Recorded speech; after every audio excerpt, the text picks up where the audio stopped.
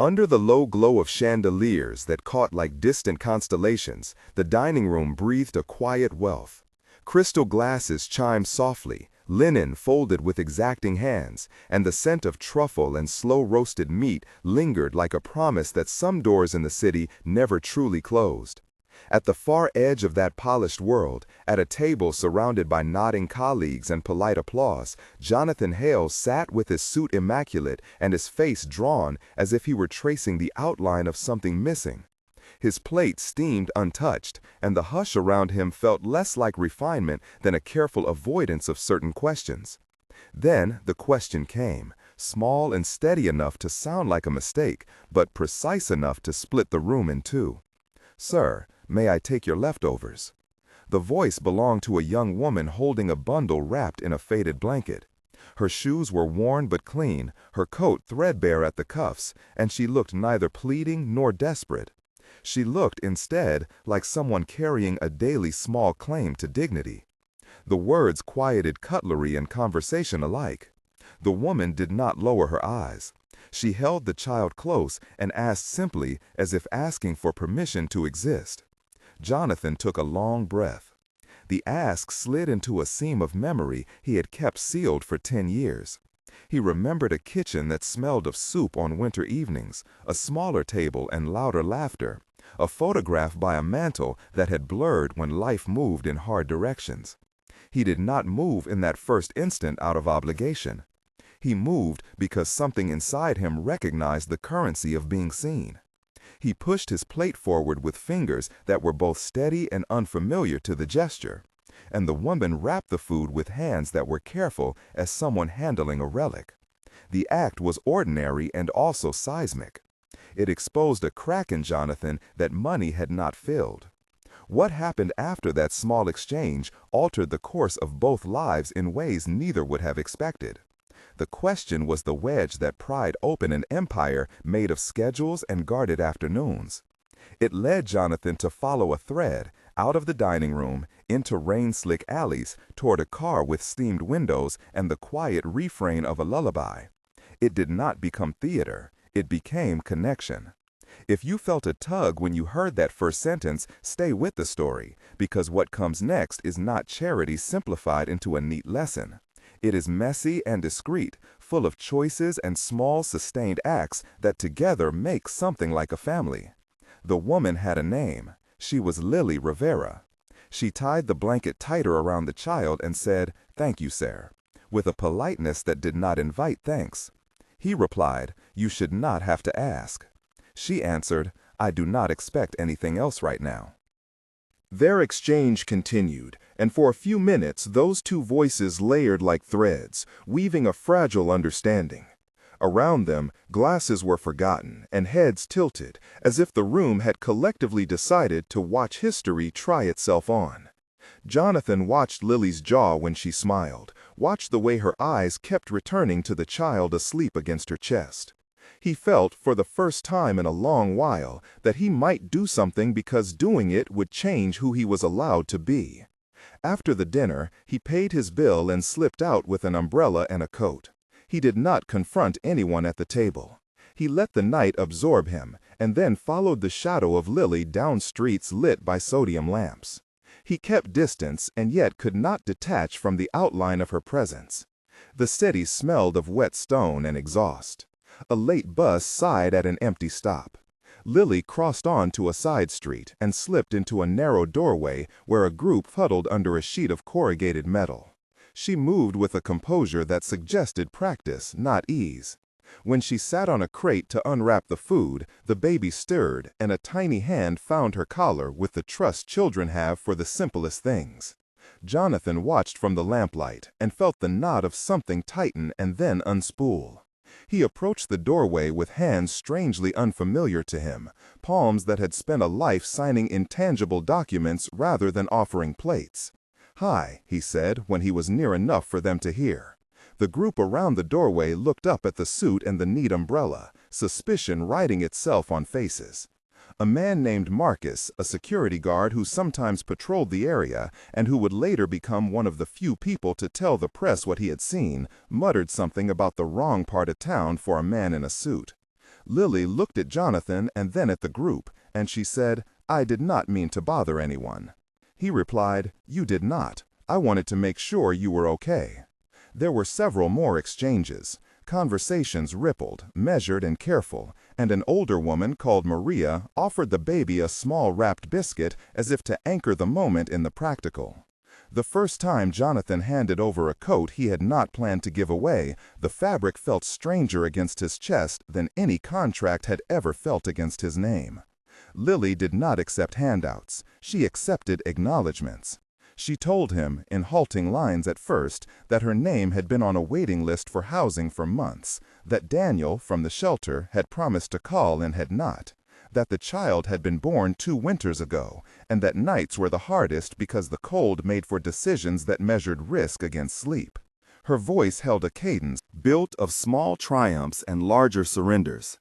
Jonathan learned that Lily had come from a small town 2 hours away, that she had siblings who had fallen into addiction, that she had left to find work and found only doors that stayed closed. He learned that she hummed a lullaby her mother had sung, and that the baby Noah liked the second verse best because the rhythm mimicked the sway of being carried. These were intimate facts that arrived like quiet confidences. The story unfolded in discreet, domestic fragments. Jonathan began leaving envelopes anonymously at the doorway, then groceries wrapped in brown paper, then vouchers for a clinic. He asked the doorman at his building to facilitate small donations without fanfare.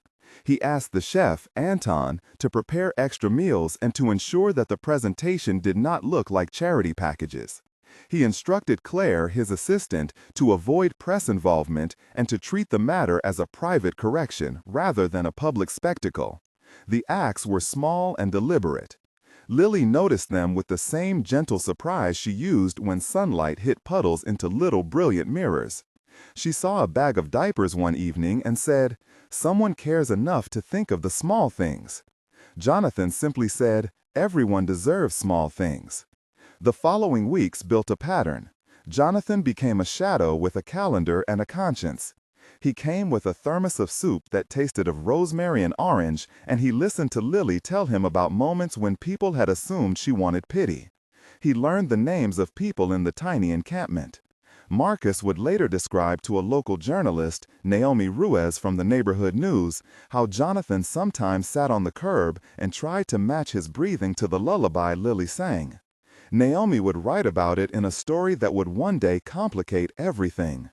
Claire would write an internal memo about privacy and boundaries. The chef, Anton, would call the food parcels his small act of rebellion against hunger. Robert, a childhood friend of Jonathan who had stayed at a distance from his philanthropic endeavors, would drop in one afternoon and sit awkwardly as if wealth and street life were 2 languages he had never learned. Elena, Jonathan's sister, would advise caution while folding her hands, telling him that optics mattered when wealth and vulnerability mixed. It was not all gentle scenes. There were moments of friction and misunderstanding. Lily was wary of becoming an object of charity. She had learned to protect her dignity like a small lamp in a dark room. When a local influencer captured a photo of Jonathan handing over a bag of food and posted it with the caption that implied he wanted to save a life, Lily withdrew. She stopped answering her phone for a week. Jonathan found himself confronted by a chorus of opinions. Naomi called to ask for comment. Robert called to warn him about drawing attention. Elena suggested they consult counsel. A small group of commenters on social media accused him of staging a photo op. Others called him a saint. The noise pressed at Lily and worried her about what scrutiny would mean for Noah. Jonathan understood then that good intentions had consequences he had not calculated. Tension mounted until the night when it turned into crisis. It was late and unusually cold. Lily had a fever she was trying to ignore because care cost time and money. Noah was coughing in a way that made the air seem tight. Jonathan was not supposed to be in that part of town. He was there anyway because something had lodged itself stubbornly in his chest and would not let him sleep. When he reached the doorway, he found Lily pale and shivering. Noah's breathing had shallow pauses that made the newborn's chest dip like a small bellows. He carried them both, wrapped them in his coat, and ran toward his car. The urgency scattered everything the way a gust scatters dry leaves. They reached the emergency room and the fluorescent lights were bright and efficient. In the emergency room, a team met them with a competence that was both practical and tender. Dr. Patel, a pediatrician on duty, checked Noah and described with a steady voice what he suspected: a lung infection that could escalate if not treated with antibiotics and oxygen therapy. The nurse, Rebecca, placed a small mask over Noah's face and measured oxygen saturation. Lily held her breath when the numbers flickered and rose, and Jonathan sat beside her with hands that did not quite know how to hold another grown person. The procedure to stabilize Noah required intravenous antibiotics and monitoring for 48 hours. The explanation was clinical and concise and eased an immediate terror into a workable plan. For a moment, the hospital corridor felt like a strange neutral ground where private histories met public care. Technical note about the pediatric procedure that followed explained simply should anyone ask what was done. The team inserted a tiny intravenous line in the back of Noah's hand to deliver fluids and antibiotics. They supplemented oxygen through a small mask sized for an infant and monitored vital signs including heart rate, respiration, and oxygen saturation. The process was non-invasive in general, but required close observation for response and potential side effects. In the first day, the focus was on stabilizing breathing, preventing dehydration, and ensuring the antibiotics started to reduce the infection. The hospital stay brought the world closer and louder. A journalist, Naomi, learned of the admission and called a number of people for comment. Robert and Elena debated in heated tones in Jonathan's private office about how much privacy the family could afford to give. Social worker Daniel, who had been assigned to Lily weeks earlier to check on housing applications, arrived at the hospital and began the formal work of documenting need and advocating for services. Voices that had been hushed became louder. Words on paper. Some neighbors sent messages of support. A councilwoman named Priya posted a thread about community responsibility.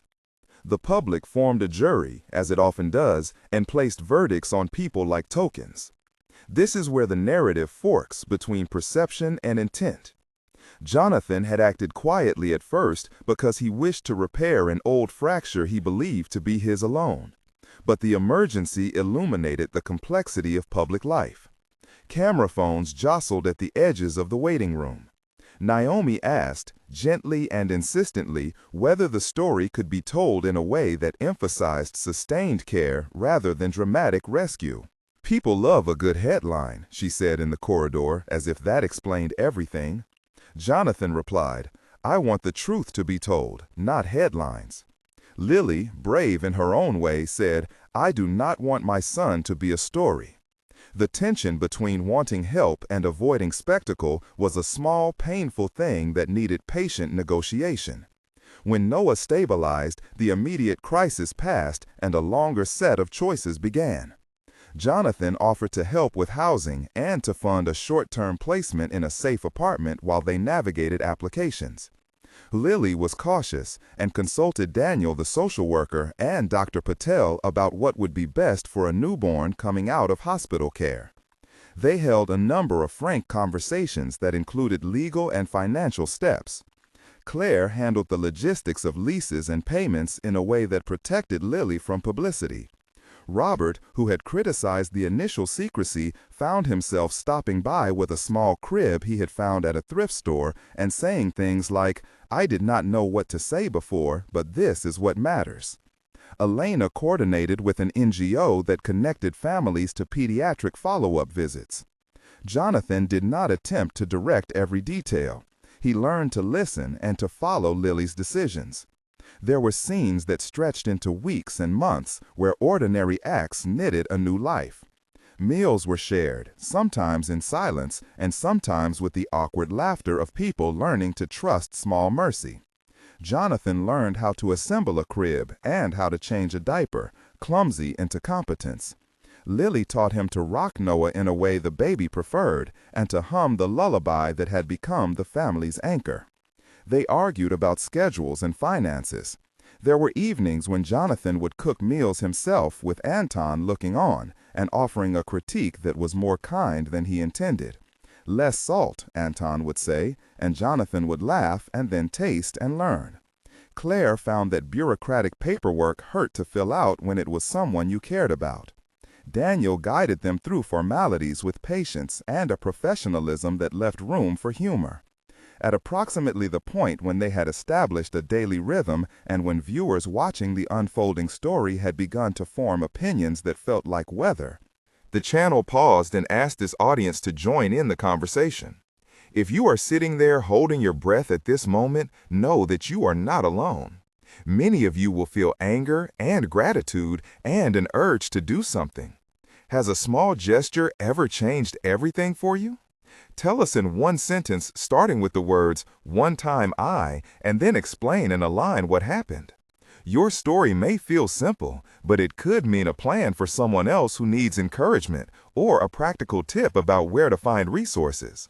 We read every comment, and your words help others see that small acts ripple. Now let us return to what happened after that emergency and how ordinary choices made a home where there had been none. Public reaction continued to be a force that shaped their days. Naomi wrote a thoughtful article that highlighted the systemic gaps that make people like Lily invisible until crisis. Others wrote scathing opinion pieces about wealth and optics. A local television segment invited two guests to debate philanthropy in the modern age. Jonathan watched the interviews and heard his motives interrogated in language that mattered less to him than whether Lily felt exposed. Lily received messages from strangers that were sometimes kind and sometimes cruel. A neighborhood mother named Claire from the shelter dropped off handmade booties and told Lily about a fund that could help with daycare. A volunteer named Hassan coordinated a small job fair where Jonathan introduced Lily to a manager at a specialty store who offered flexible hours. Each person who appeared in this expanding circle had a name and an action that mattered in small, pragmatic ways. The relationship between Jonathan and Lily evolved into a family that did not erase the past. Jonathan had a history that the public wanted to simplify. He had once been married and had a son who had chosen a different life path. He kept a photograph in his apartment of a younger version of himself with a woman whose smile had been too quick for him to keep. He had built businesses and made choices that had brought success and also left a residue of things left undone. For Jonathan, redemption was not a single dramatic moment. It was a long line of small admissions and changes. He learned to let his sister Alina see him cry and to speak aloud about the guilt he had carried. He learned to accept that reparation is not about being confessed to, but about changing behavior and bearing consequence. Lily had a past that shaped how she moved through the world and how much she could trust. She had family members who would later test boundaries and a mother who called once and then did not call again. Her courage was raw and practical. Together, they built a fragile trust with clear lines about privacy, consent, and mutual responsibility. In the weeks that followed, the community around them began to participate in ways that were both intimate and bureaucratic. Daniel, the social worker, arranged for a case review that resulted in emergency housing vouchers and a referral to a mother and baby program. Dr. Patel set Noah up for follow-up visits and explained timelines for vaccinations and developmental milestones. A small grant from a foundation Jonathan had quietly contacted covered a portion of daycare while Lily took classes at a community college. The practical steps were as important as the emotional ones. They needed safe sleep arrangements, nutritional guidance, and a schedule that allowed Lily to work. The social fabric that made this possible was stitched together by people like Maria, who volunteered to watch Noah for an hour a week so Lily could attend a class, and by Priya, the councilwoman who pushed for more emergency bedding for families in need. Tension rose again months later when Lily received a call from a relative who demanded support and threatened to expose details of her past if she did not comply. The relative floated accusations that could have jeopardized custody discussions and inflamed public opinion. Lily sat at the kitchen table one night and read the message with a trembling hand. Jonathan came home late and found her quiet and closed. They spoke in low, measured sentences and then in more explosive ones as the topic summoned fears. Lily said, "I cannot go back to that life." Jonathan replied, "You will not have to." They negotiated, protecting Noah from exposure while confronting family ties that refused to stay small. Daniel worked pro bono to secure a restraining order when threats escalated. Legal steps were messy and expensive and tested the dependency lines they had set between them. The climax of public scrutiny arrived when a video captured a private conversation between Jonathan and an angry former business partner who accused him of using the situation for public relations. The audio spread through social feeds and commentary stung. Jonathan felt the familiar old impulse to retreat into wealth and shut out the world's noise. He did not. He answered with transparency. He invited Naomi to document a day of ordinary life rather than a staged moment. He opened up about earlier mistakes, about priorities that had cost him relationships, and about why he had not reached out sooner to fix things. The community watched as a man who had once insulated himself began to live with fewer walls. Lily watched too. In a tense scene on the porch, they spoke about fear and trust. Dialogue between them grew lengthy and honest, with exchanges that peeled back layers as many as 12 times in that evening conversation. They debated what permanent steps should be taken and whether to pursue adoption like legal permanence or to build a family through shared residence and mutual vows of care. There were many technical and legal steps that required explanation in plain language. When they explored guardianship and potential adoption, they met an attorney who explained that temporary guardianship provides legal rights to make health and educational decisions and can be arranged through family court with supporting documentation and background checks. Adoption required a more rigorous process, including home studies, background checks, and the consent of biological parents when applicable. Each pathway had implications for parental rights, taxes, and benefits. They decided to pursue a guardianship first to ensure Noah had continuity of care while they built long-term solutions. Reconciliation ripened slowly. Jonathan reconnected with his ex-wife in a careful conversation mediated by a counselor. They were not seeking to rekindle romance, but to heal the fracture that had allowed him to ignore some responsibilities. His son, Miles, who had been distant, came to visit a few times, unsure and then more open, offering a tentative hello to Noah and lingering on the porch like someone learning how to belong. Lily spoke with her siblings on the phone and set boundaries that were firm but not cruel. The community rallied in practical ways. Anton organized a fundraising dinner to support local mothers. Maria and Claire coordinated donations for baby supplies. Hassan and Priya worked with a neighborhood nonprofit to identify longer-term housing solutions for families transitioning out of shelters. One of the most powerful moments came when Jonathan took Lily and Noah to a small house he had arranged for them through the nonprofit. It was modest, with a kitchen that smelled like sunlight and paint that still had the faint odor of newness. Noah explored the floor with cautious steps while Lily stood in the doorway and let out a breath she had not known she had been holding. Inside, Jonathan placed an old photograph on a shelf he had cleared himself. The photo was of a family picnic from his childhood. He set it near a small handmade mobile that Lily had pinned above Noah's crib. The juxtaposition of his past and her present felt like a mosaic assembled in pieces that did not always match, but could, when placed with care, form a new kind of pattern. Conflict returned briefly when a county inspector questioned whether the housing arrangement met code and whether any preferential treatment had occurred. It was a moment that tested whether private influence could be diminished into fair process. They opened their paperwork and welcomed review. The inspector, a woman named Sandra, nodded at their readiness and said, "You have done what many avoid. You let people see how the slow work is performed." Sandra's simple remark felt like a benediction. The test passed and the house remained secure. Their lives moved forward with fewer public eruptions and many small private reconciliations. The final arc brought them to a public moment that was not about spectacle but about recognition. A small ceremony was held 3 months after the emergency at a community center. The event was simple. Priya gave a brief speech about community solidarity, and Daniel read a letter describing the timeline of steps that had been taken to support a young mother and her baby.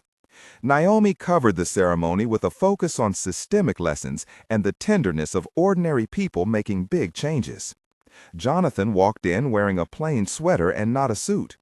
He and Lily both stood and listened to voices that had once commented from outside, now speak with lived experience.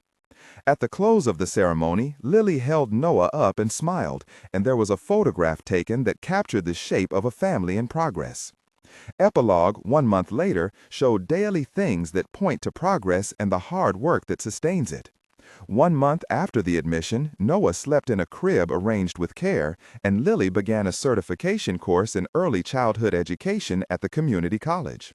She had days when she felt overwhelmed, but there were more moments when she sat at a table with a hot cup of tea and studied course material that felt like a foothold. Jonathan attended a class orientation one evening and listened as Lily asked practical questions about schedules and coursework. He learned how to schedule his time so that he could be present in a way that did not overshadow them. Neighborhood routines shifted around them. Maria stopped by every Thursday with soup, which she placed on the counter and left a note that said, "For the week when you are tired." Marcus checked in with a grin and a report about small repairs needed in the stoop that the community agreed to fund. The sense of a fragile but growing home began to take shape. Epilogue 3 months later recorded deeper changes. Lily had secured part-time work at a daycare center with hours that matched her class schedule, and Noah had a regular pediatric checkup where Dr. Patel noted steady weight gain and improved lung function. Jonathan had reduced his public appearances and set up a small fund for local families. He and his sister Elena had a dinner that was not tense and finished with laughter that felt new and unforced. Robert had become less awkward and more present, bringing over second-hand children books with dog-eared pages and reading them aloud on Sundays. The neighborhood had a small library of donated items for parents with infants, and Priya secured a grant to expand the program. The daily life of diapers, bottles, and nap times was no longer an emergency, but a rhythm that held meaning.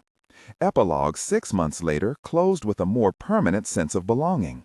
Lily had completed the first module of her certification and was offered a permanent position pending the completion of a background check, which Dan, the social worker, helped facilitate. Jonathan and Lily had discussed legal guardianship and decided, after careful counsel and mutual reflection, to formalize parental responsibilities through a guardianship arrangement that respected Lily's autonomy and provided Noah with stability. They hosted a small gathering with people who: Maria, who had volunteered time; Anton, who had cooked meals; Marcus, who had kept watch; Naomi, who had told parts of the story responsibly; Dr. Patel, who had tended to Noah in a moment that changed everything; and Claire, who had managed logistics. The final image of that gathering was simple and bright. Noah crawled toward a box of mismatched toys and sat in the middle of the living room as the group shared a quiet meal. A lullaby that Lily had taught Jonathan played softly on a phone in the background. Jonathan looked at Lily and then at the child and realized that redemption is not a headline but a series of small mornings. If this story moved you and you believe in the power of small gestures, consider subscribing to continue seeing how ordinary acts can rebuild lives. If you have a short story about a time a small choice changed everything, share it, starting with "One time I," so others can read and find courage. Your comment may be the very map someone else needs to take a first step. This story remains messy and incomplete because life is never perfectly resolved. Yet it ends with a hopeful picture of a new household where care is daily work, where names have been learned and honored, where practical changes have been made, and where the little lullaby still finds its way into sleep. If this touched you, consider passing it on so others might see that a single small question can open a room, and that homes are rebuilt one deliberate choice at a time.